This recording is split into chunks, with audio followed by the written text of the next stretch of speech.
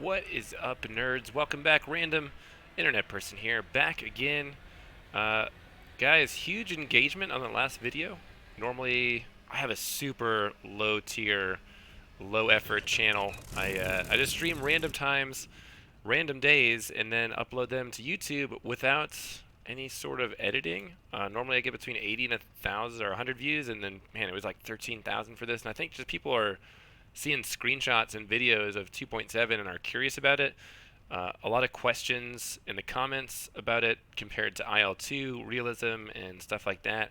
So I'm going to answer some of those. For everybody else who's new, I'm a flight instructor in the Atlanta area. If you guys need ground or flight instruction, if you need a biennial flight review or Part 91 pilot services, you can contact me via there's info in the bio there.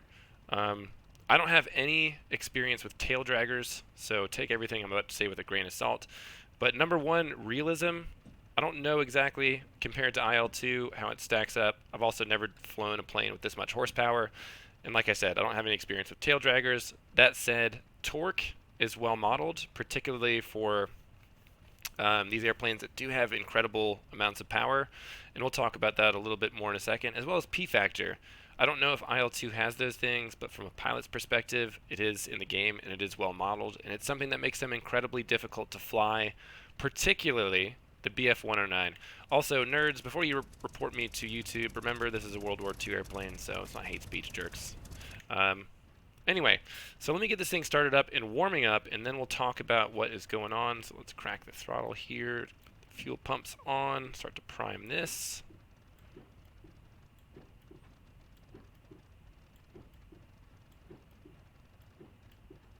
Radiator controls, I just leave those at automatic. This over here is the prop governor. Circuit breakers, I'm going to turn all of those on except for these two right here, which control the external lights. Don't need those today. There we go. Down here is the mag switch. So go 1, 2, 3 for mags 1 and 2. Crack that a bit. I think the fuel is in the position we want it to. Open this and we'll get the ground crew running the inertial starter. On the starter. Copy.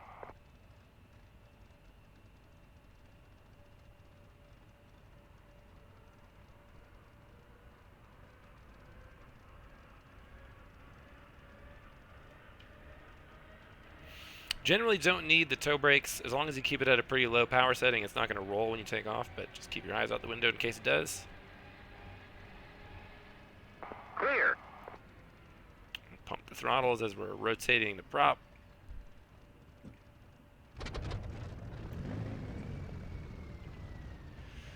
So there we go. She is started and warming up.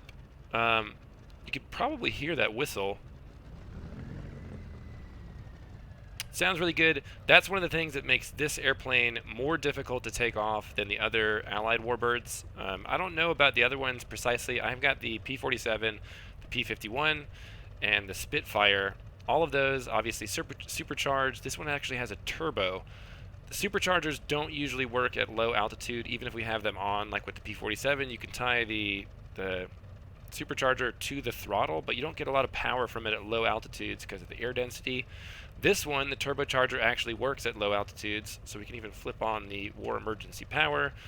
So we can go up to a higher boost setting on the ground. So there's much more power at low altitudes, better performance at low altitudes, but it also increases the torque, which is part of the problem that we're going to have for takeoff. Go ahead and set our trim all the way forward. Elevator trim. This plane also doesn't have aileron trim, so it's a little bit difficult. One of the things that happens on a takeoff is from torque roll, right? Everyone's familiar with torque. Newton's third law. For every action, there's an equal and opposite reaction. So from our perspective, this propeller is rotating counterclockwise. Once we get to higher power settings, the plane is going to roll in the opposite direction of the propeller. So if the propeller is turning this way, the plane wants to roll to the left. In the air, obviously, we know what that means. But on the ground, the plane is rolling onto this wheel, right? So we're increasing the friction on our left wheel, so we have a left turning tendency on the ground. So once we start the takeoff roll, all that torque is going to translate to the left side, so we're basically going to start to have to inch in the right rudder. On default, so that's another thing. On default, there are two settings. There is a takeoff assist, which I guess it helps with the torque roll. And there's also rudder assist, which is going to help with maintaining your coordination in flight. I have them set to off. If you want just a more fun arcadey experience, there are arcade settings. You can turn those on, and you can do an auto start sequence, which I believe is left wing or right wing and home, and the plane will start itself. So you don't have to worry about it. You can also do air starts. You can make your own missions. So whatever level of realism you want, you can get. That being said, I'm going to go ahead and start to taxi the runway. Our mission today is a group of bombers, B-17s, heading north. I'm actually going to respawn them. F10, respawn bombers. So they're back at their start point. There we go. Give it a little juice to taxi the runway. This plane, much easier to taxi on the ground than the Spitfire. Spitfire is the hardest to taxi, so I kind of gauge all of the Warbirds' ground performance in reference to that. So very much in league with like the P-47 and the P-51. Taking off is much harder because, like I said, unlike the other airplanes where we don't have access to that power because we've got a turbo in this one, we do. So all that power is there from the beginning at takeoff. So we get a lot of torque roll. And close our little window.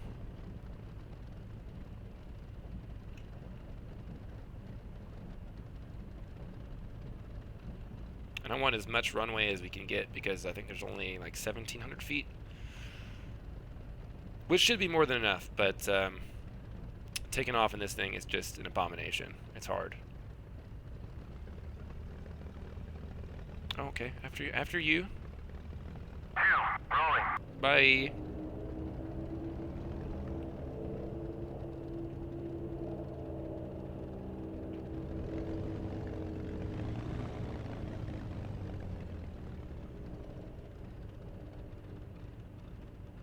Alright, so for regular takeoff with full realism and stuff, I'm going to walk you through what we're going to do. Number one, let me charge my cannon. There we go. So that's all charged up. Once we start to increase the power, I'm going to hold the toe brakes. When we release the toe brakes, we're going to start rolling, and the plane's going to turn to the left. So there's going to be a lot of left or right rudder to compensate. Once we're airborne, or once we start to get airborne, I'm going to give a little bit of right aileron because that plane's going to want to roll, especially at low airspeed. It's going to be the most pronounced. Once we're in the air and the nose is up, I'll talk a little bit about P-factor, so we're going to have to keep in the right pedal pretty much as long as we're climbing because of P-factor, which I'll go through in just a second. Let me set our altimeter. So standard pressure is 29902, which is 1013 millibars, which should be about here. All of these instruments mean nothing to me. I'm an American. Airspeed's in kilometers an hour. Vertical speed, I'm guessing, is in meters per minute or so. I have no idea. And altitude is in kilometers, or meters, basically. And so we can see temperatures, pressures are all good. Go ahead and start to inch the power in here. Make sure everything looks okay. Alright, we're going to start to roll. See that left turn there, right pedal. A little bit of right aileron.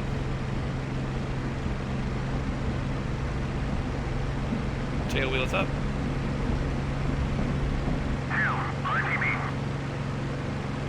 Tap the brakes and landing gear coming up.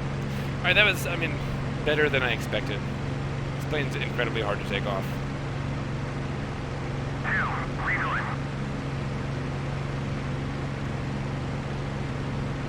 P-factor, so the same thing that we were talking about with our torque roll kind of works, again, in the same way. We get a similar outcome with the left turning tendency. And P-factor means the propeller is rotating counterclockwise. So at higher angles of attack, so while we're climbing, for example, I'm going to turn north here. So there's our north-ish heading. I'm just going to head towards the channel. While we're climbing with a higher angle of attack, the descending blade, so about right here, takes a bigger bite of the air compared to the ascending blade or the blade that's rotating at the top. So we get more force being generated on the lower right-hand quadrant of the airplane. which generates a left turning tendency. So you can see right now I'm slipping a little bit. Here, let's get that ball centered again. But I'm still using right pedal while we're climbing. And the more I bring the nose up and the slower that we go, you'll see now that ball, I need to step on it more. So for every different power setting, angle of attack setting, it's pedals. That's why these planes are incredibly difficult to fly, particularly for new people who are interested in it. Like I said, you can set those to assists in the options, and you can turn on arcade mode. But I generally think it's pretty fun to fly these as they are, because it's a challenge. Right, where is our Wingman?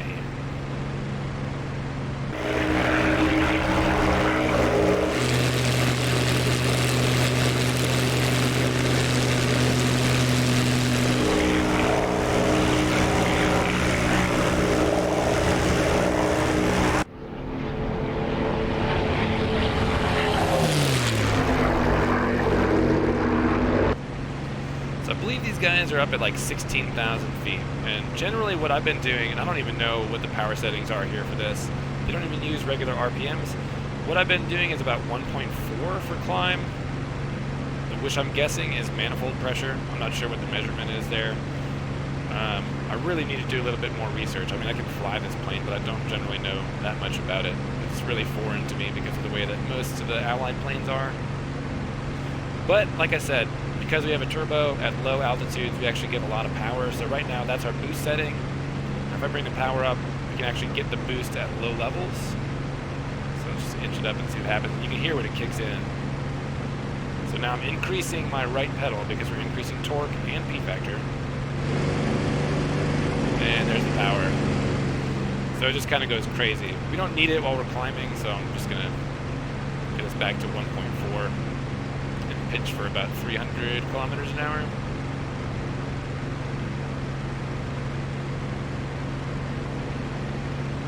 So again, you can see the pedals. I've got a lot more right pedal than left pedal because we're climbing.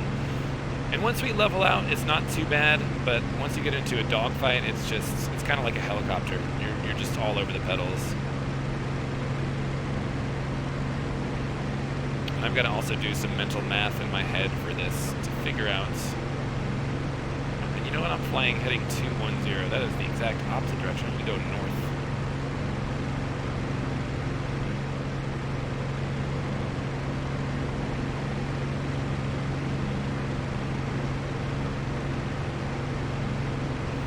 So they're heading, their magnetic indicator has north centered up always, and the airplane, we're just going to rotate it until we get to that heading.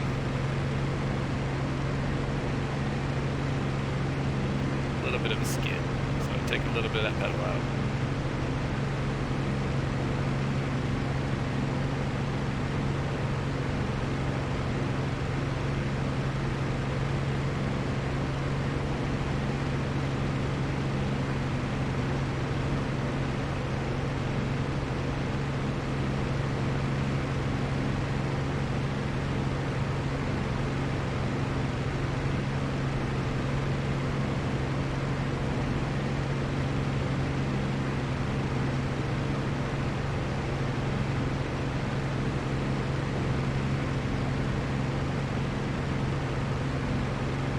So now you can see just swung over to the east, which is interesting. So if we're on a northerly heading, we get magnetic turning errors, and the northerly heading turning error is that it actually moves opposite of the direction that we're turning. So let's try to bracket this and figure out a north heading.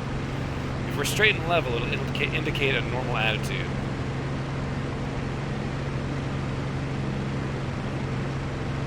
But on a north heading, it's going to actually lag behind or move opposite of the direction of the turn. So let's just keep it going.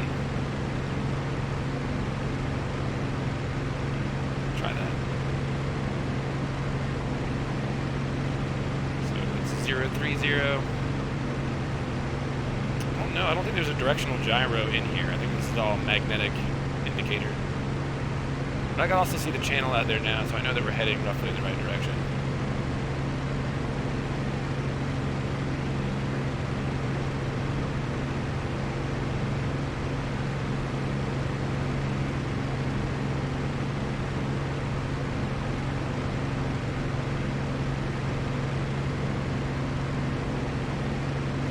There we go. We're still kind of bracketing. Now, if we were going the other way, we get a southerly magnetic turning error, which is where it actually exaggerates the turn.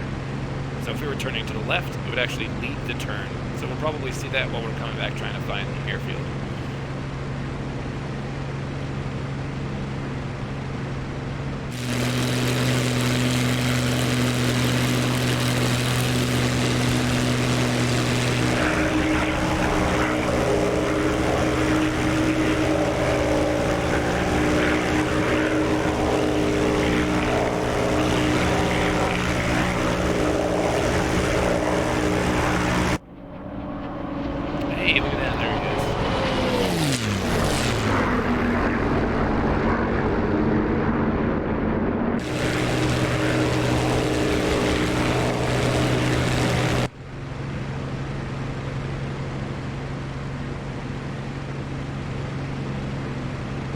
Now we're just looking for some bombers.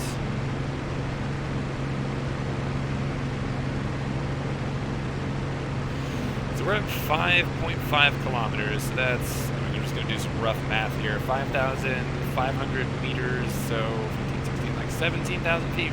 We're just in the ballpark of where these guys are at.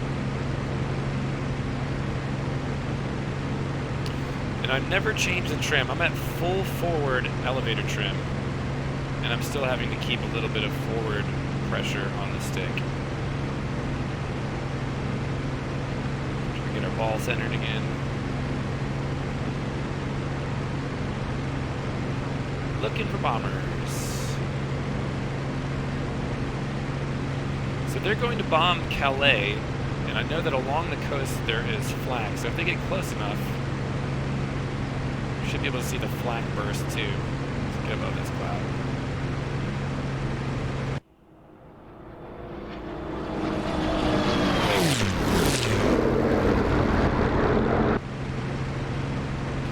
Bomber's also set to return fire, so we're going to have to boom and zoom and just keep it moving, or we're going to get hit.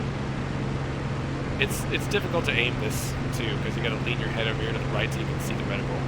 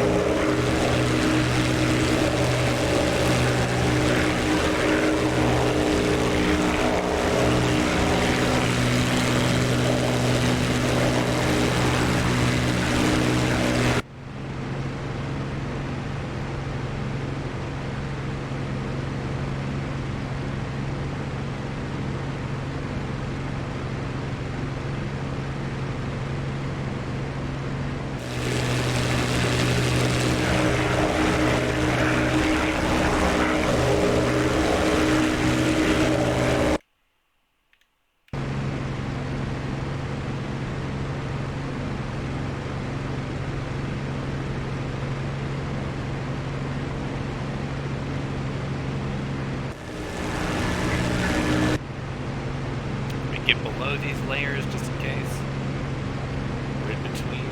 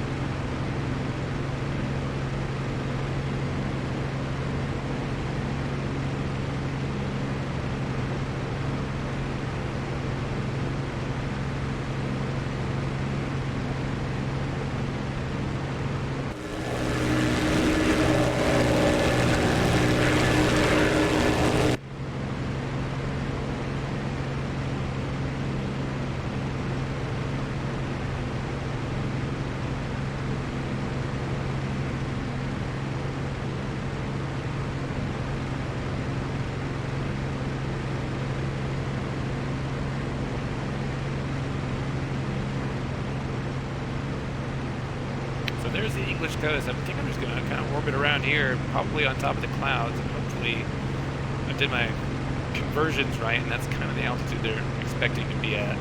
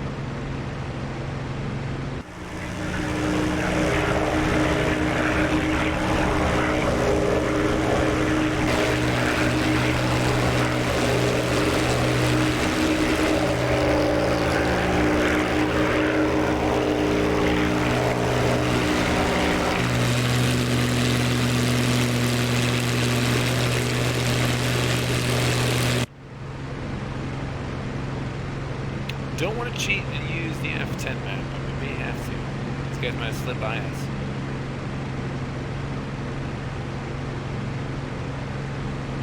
So never turn my radio on.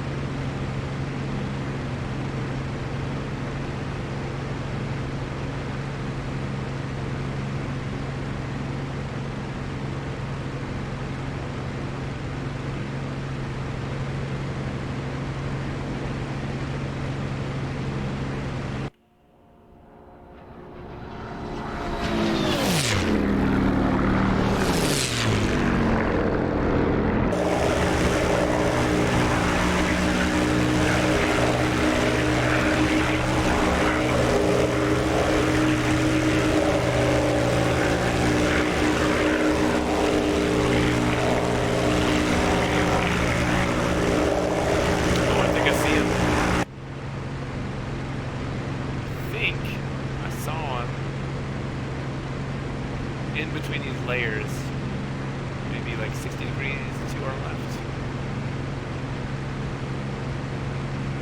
Yeah, right there. Alrighty, okay. Let's go.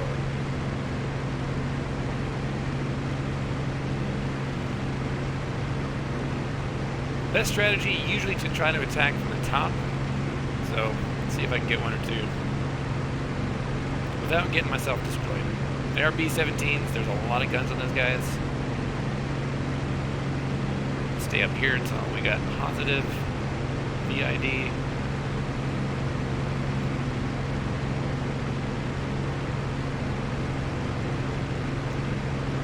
Fuel check, 3/4.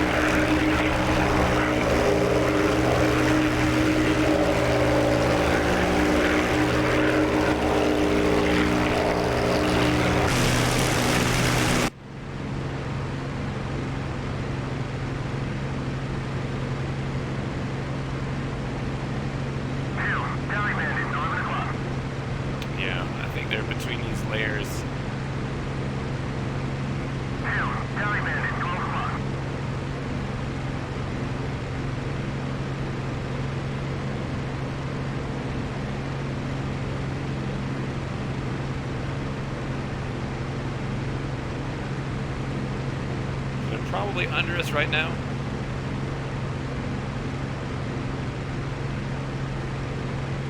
We'll roll down underneath this layer and see if we can get behind them.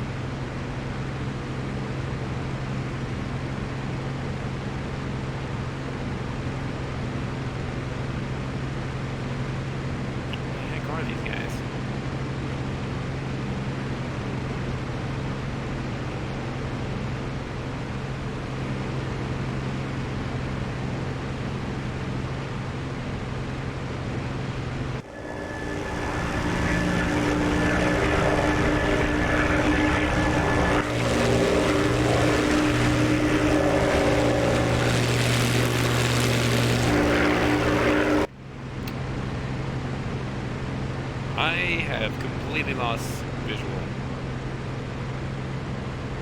They may be in this cloud layer.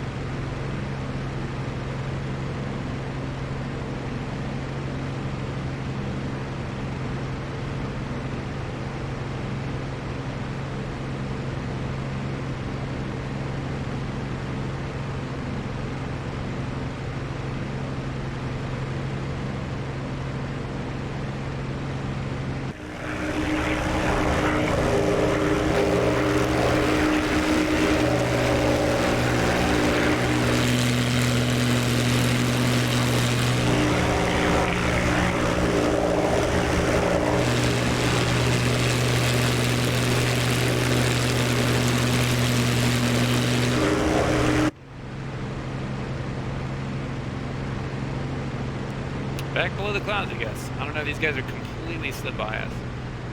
Have slipped by us.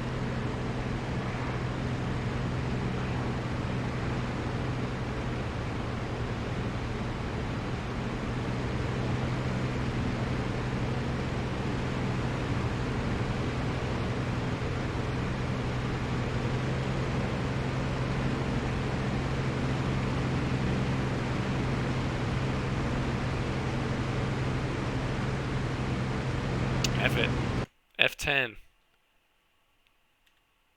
Oh, they're still by what? Like circling around a land or something up here?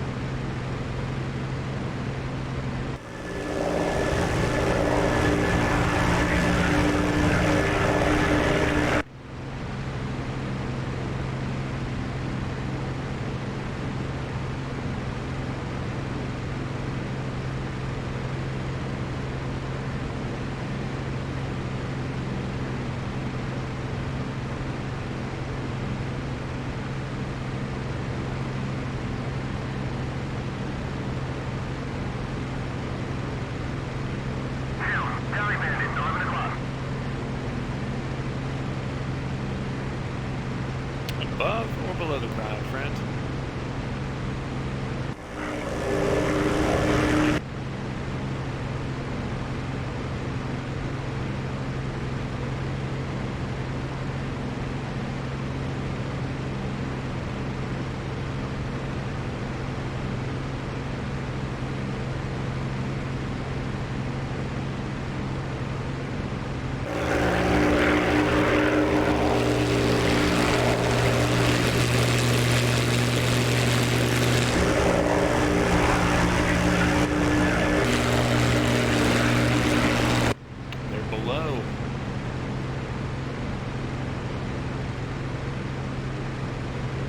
Guys doing?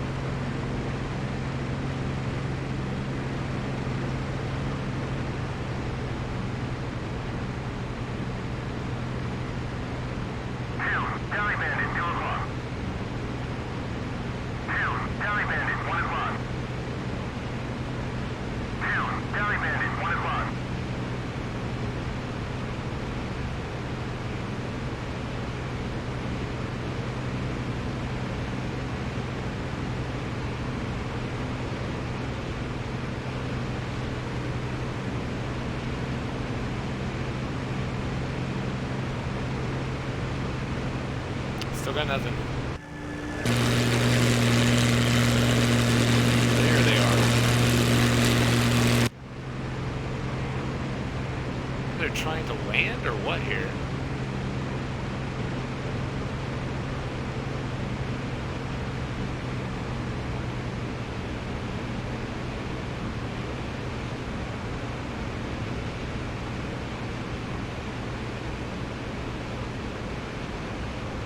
Looks like they're all circling the land.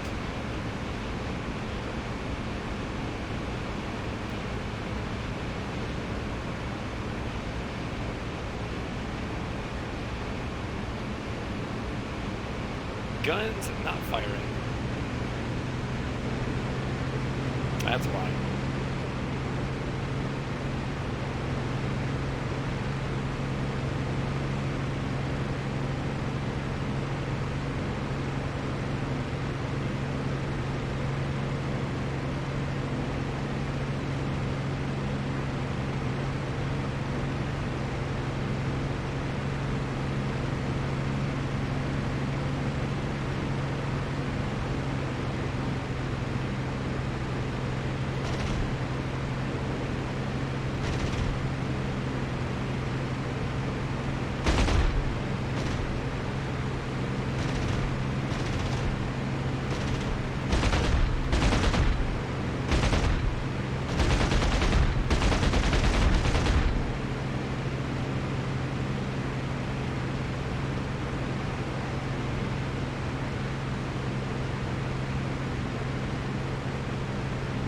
Definitely landed some hits there.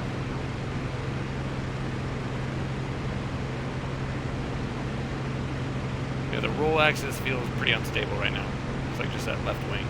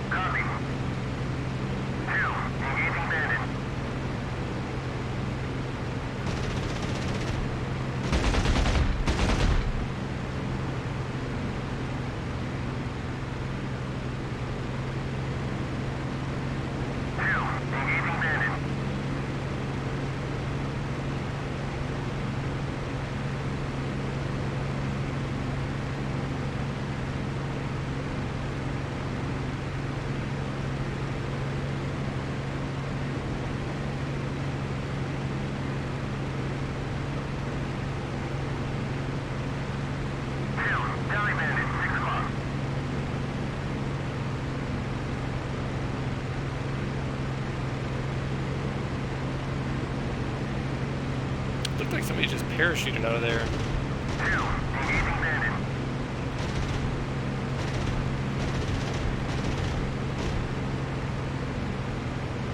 Yeah, they're bailing out.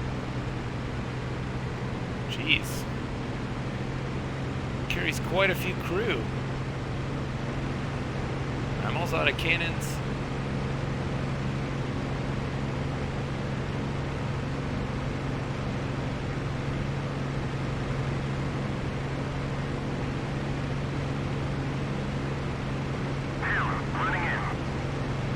What? Unless the other guys are on the ground already. Yeah, I'm getting really hard rolls here left and right. It's kind of hard to control this. Oh yeah, he's going after these guys that are parked on the ground already. What?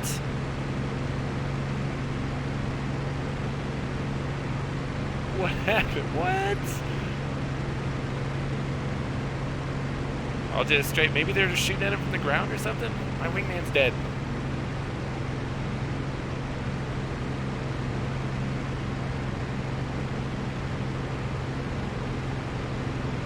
It is hard to get this airplane to do what I want it to do right now.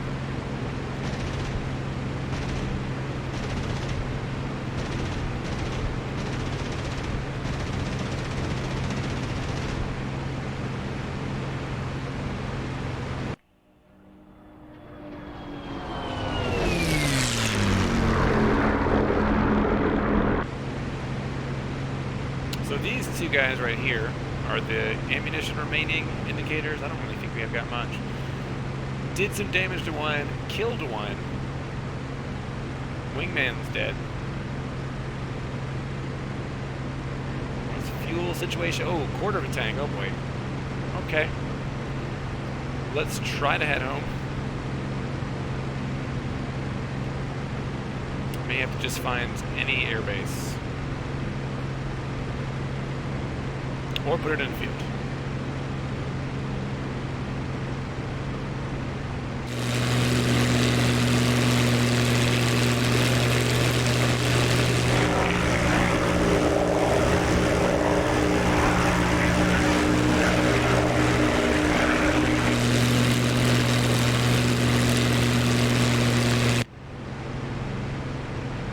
Damage isn't too severe, but if I start to roll to the left, so this is hands off right now. If I start to roll left, it just keeps rolling like that. Right. So landing is going to be interesting.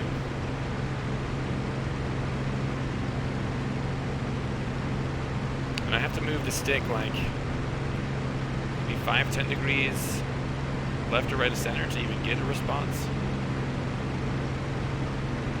Not ideal.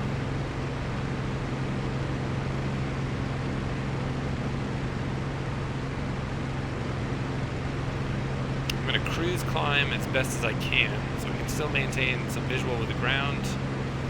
Altitude will be good in case we lose the engine. I believe we've probably got enough to make it back. Control issues permitting.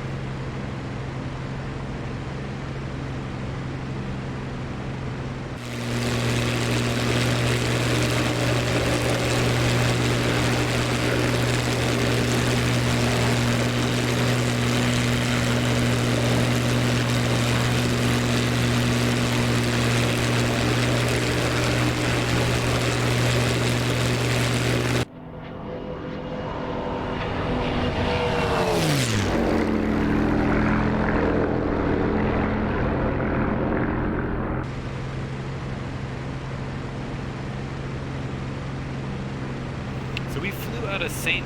Omer, which is pretty much due south from these long jetties. There should be somewhere over here to our 10 o'clock. If we can find those, I can fly straight south until we find St. Omer, and then the airport is a couple miles away.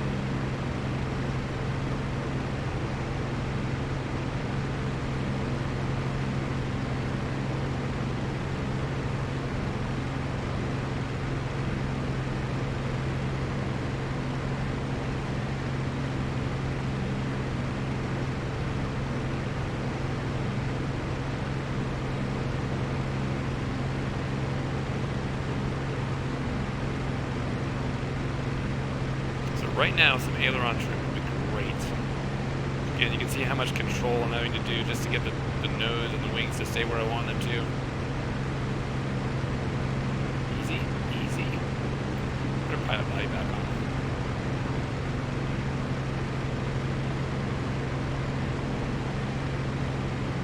Bring the power back to conserve some of this gas.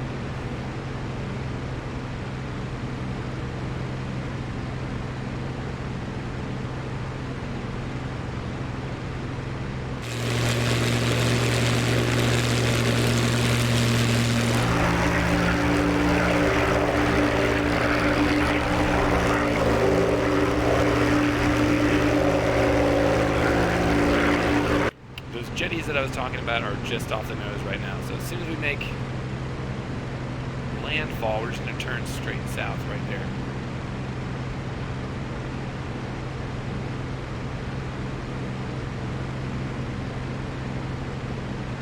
Just limp it home.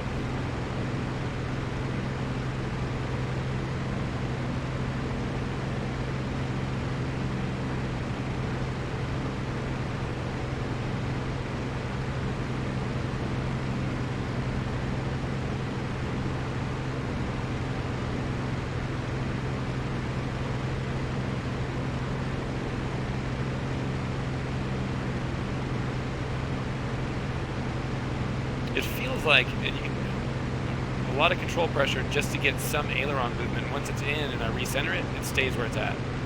So I'm guessing that there's some sort of cable damage that's been simulated for the flight control surfaces. So that's me not touching it. You can still see the aileron is deflected there and there a little bit.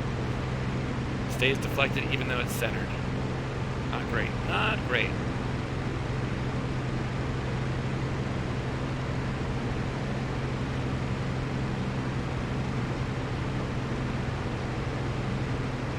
Fuel critical.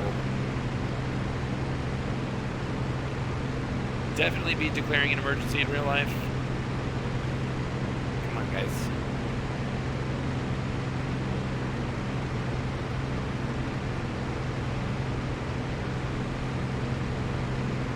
Keep climbing too.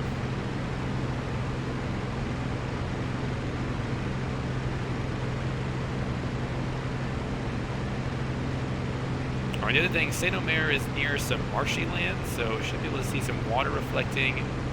I believe that's what we're looking at right there. So that's the direction we want to go. There's the port I was talking about. Airplane not cooperating.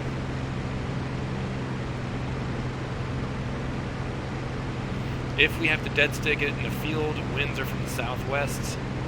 So we're going to land that direction and not going to use landing gear to avoid nosing over and flipping. So just mentally preparing myself for an emergency situation.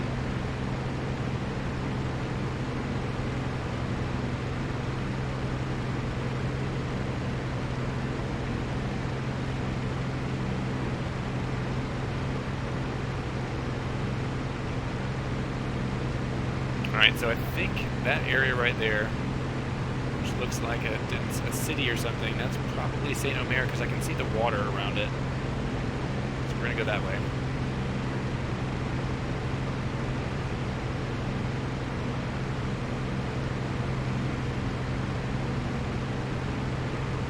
It is cool with the clouds. It's another thing that is fun. I think it's a challenge, is situational awareness. Obviously, we cheated a little bit to find the bombers with the F10 map, but navigating with the clouds when you're not always necessarily in contact with the ground, and an airplane which only has, at best, a primitive navigational system that I don't know how to operate I think it's fun. That right down there to this thing, I believe, is a homing instrument. No idea how it works, though.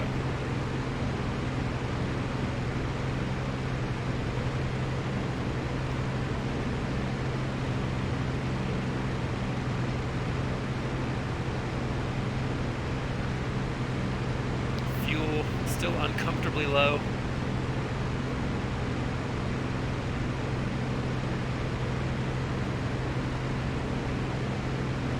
Right, 100%, that is Saint Omer. It's on the river, so the airport should be over here somewhere. In fact, I believe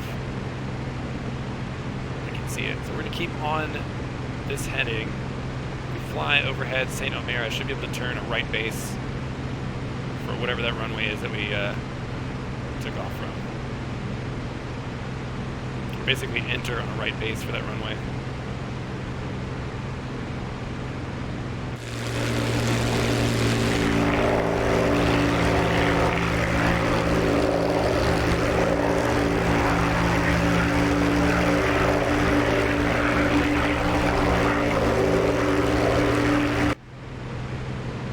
So 550 kilometers an hour. Let's start slowing it down. It's got to be around here somewhere. I'm guessing that's it.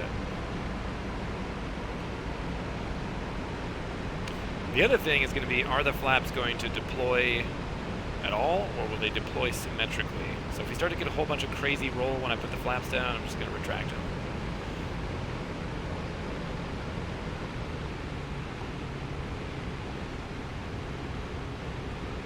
Alright, there's the airport right there. We got it. And I could probably glide it in from this altitude.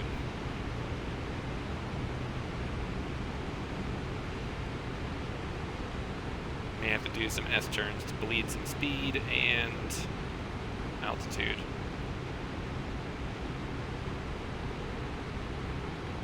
Or I could side slip it.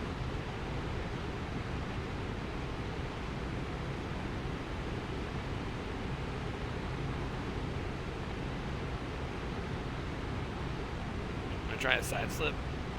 I gotta lose some of the speed. So full left rudder. I'm just giving it enough aileron to keep it from rolling.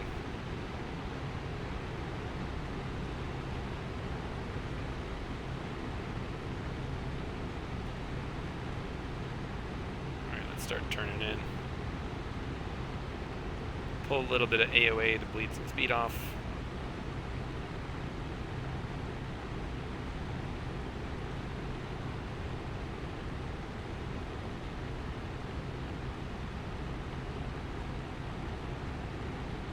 Still faster than I want to be. Very slippery plane. Probably more so than the P-51 it feels like. Even with the nose up, doesn't want to come out. Let's go 300. We'll get the gear out hopefully. So gear coming out. Start to put in some flaps.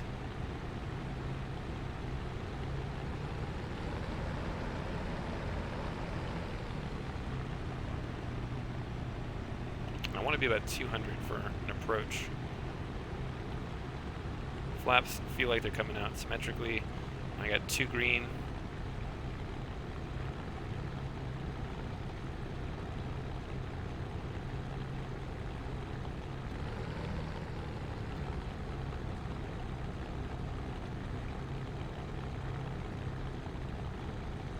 Alright, runway's made, flight idle.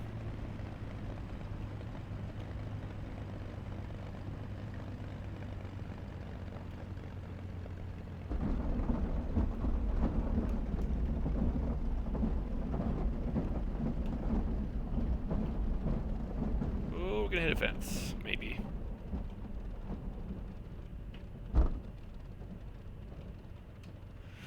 Whew, that was close.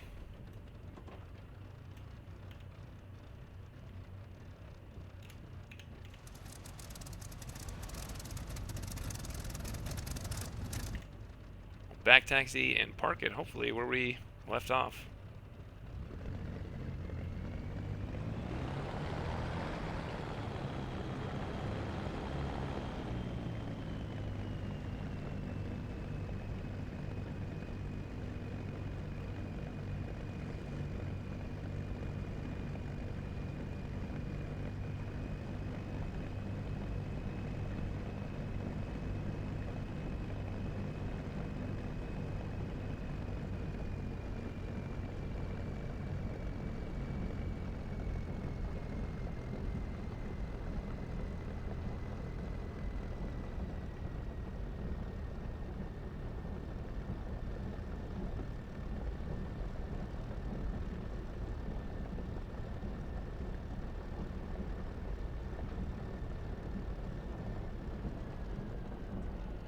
So if I go all the way back to idle, at this RPM, it's probably one of the times where you can actually see the new propeller model working, because you can almost see the individual blades right now. Get it parked and we'll play around with it here for a second.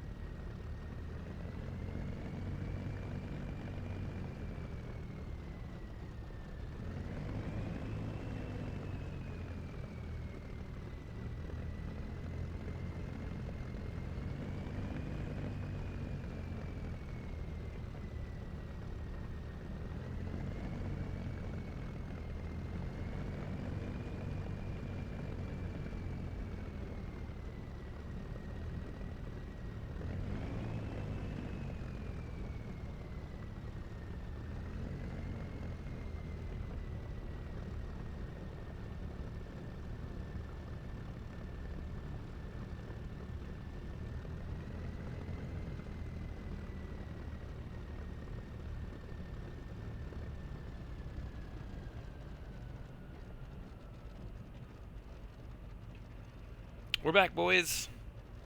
Got some speed holes. Alright, check out the props. So we can see the individual blades turning here.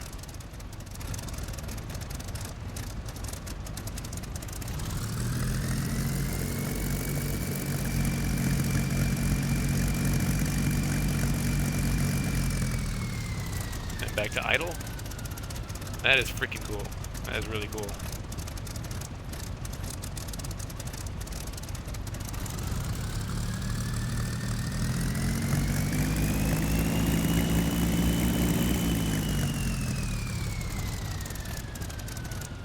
Also that turbo noise.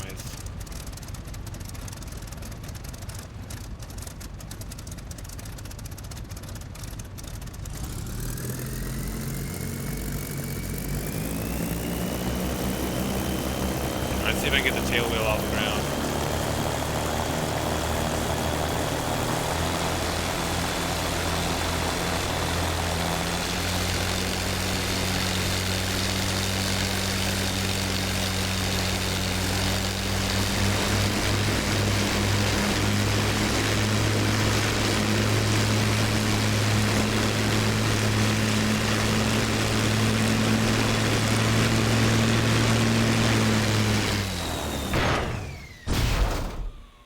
Well, that's one way to stop the engine. Go ahead and kill those fuel pumps. And mixture idle cutoff. There we go. Nice and safe. They had to clean it up and repair some damage anyway, so, you know, it's one more thing to put on the list, guys.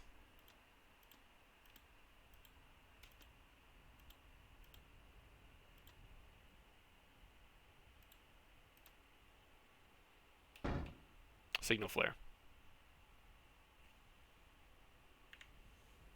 Anyway, that is some of the other reasons why Warbirds in 2.7 are fun. If you guys have any questions about how things work or aerodynamics or anything like that, hit me up in the comment section. And like I said, it is, if you're doing the full realism and stuff, it is difficult, and there's a steep learning curve, but you can jump in, you can put your toes in the shallow end first. There's a lot of assists that come with the game that make it not necessarily the hardest thing in the world. And if you just want to get in and fly around and look at the pretty clouds, you can definitely do that in arcade mode. I don't know anything about IL-2. I don't have any experience with it, so I can't compare it. But from a pilot's perspective, it feels pretty realistic, even though I haven't flown planes that are this powerful. I don't know, it feels good, and I'm glad that P-factor and torque and all those things are modeled, as well as, like we were talking about, the magnetic turning errors that we were seeing in the Compass. It's really cool that those are in a flight simulator. A lot of other flight simulators in the market don't have those kind of things, and I think that's, from a nerd's perspective, pretty neat. Anyway, guys, we'll be back next time, back in probably some jets, because I feel like the last couple weeks have been nothing but props and warbirds, because those are fun. But we'll be back in the jets in the next couple days, next time I'm not working. We love ya. We'll see you next time. Peace.